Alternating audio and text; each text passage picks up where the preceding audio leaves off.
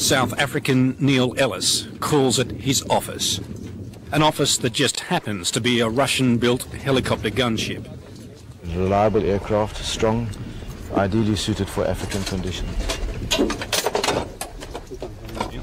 These are 80mm rockets, obviously of Russian manufacture.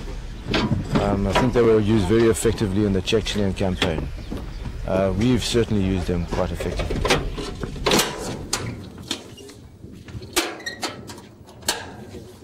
He's fought in Angola, Zaire, Bosnia, and now Sierra Leone, working for the big names in freelance soldiering, executive outcomes and sandline.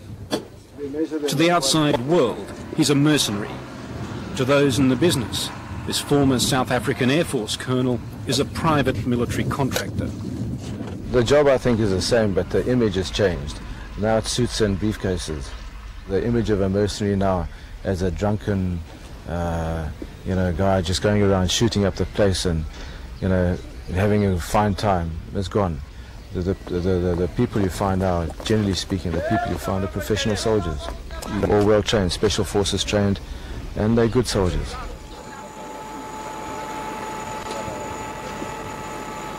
He recruits from around the world.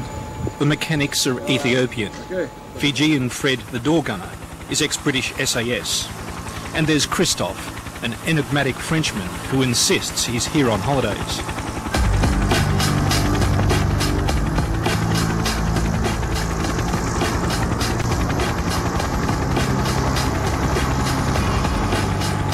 They're paid by the Sierra Leone government, desperate to end a 9-year civil war against the Revolutionary United Front, or RUF, described as Africa's Khmer Rouge. The only thing the rebels fear are these men and this gunship. If they catch the crew, they've vowed to cut out their hearts and eat them. They're very frightened of this aircraft. Whenever we get overhead, they used to shoot at us quite a bit. With small arms fire, they stop shooting, they just duck for cover. They run, they scatter around the place.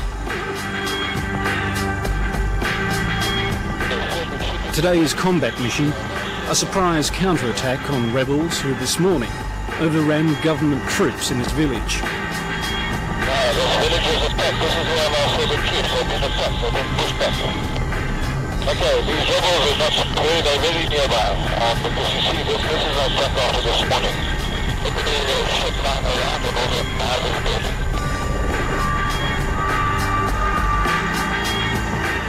The RUF lie hidden under the trees. If they move, they'll be spotted and killed. It's that simple. See them higher?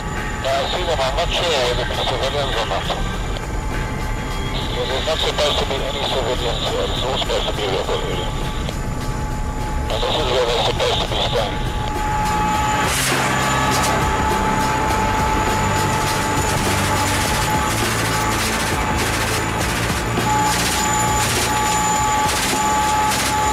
There's no Hollywood bravado, just a cold clinical efficiency to it all.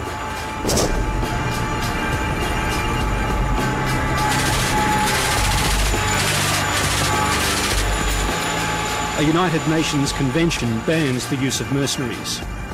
Yet they've come to the rescue of embattled UN peacekeepers here on more than one occasion.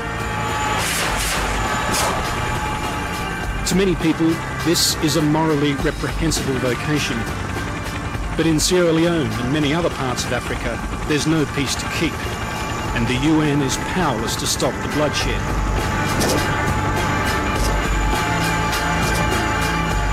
Increasingly, the whole concept of peacekeeping is being questioned.